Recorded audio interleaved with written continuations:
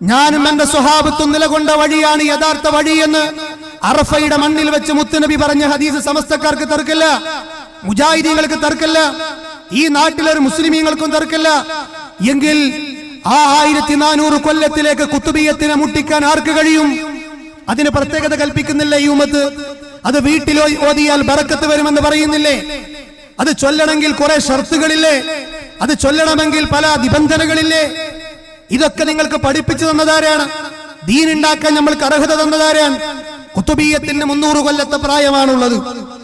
ഈ നാട്ടിൽ പാവപ്പെട്ട സമസ്തക്കാർ ചൊല്ലുന്ന മാലയാണ് മുഹിയുദ്ദീൻ മാല. വെറും 400 കൊല്ലമാണ് അതിന്റെ പ്രായം.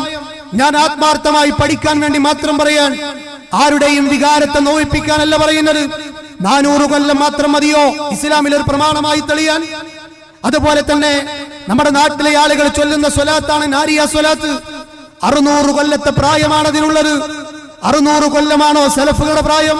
അതോ 1400 കൊല്ലമാണോ? നിങ്ങൾ പറയൂ.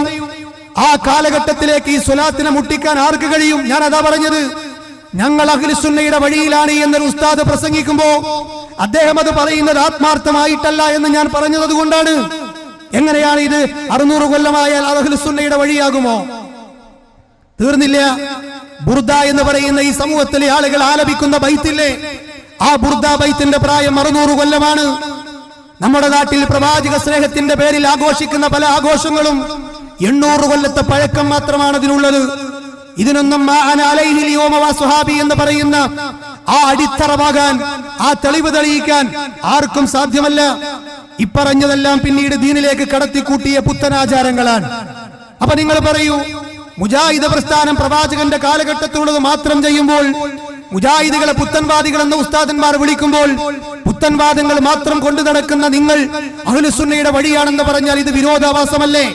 ഇത് ചോദിക്കാനാണ് ഈ പ്രോഗ്രാം.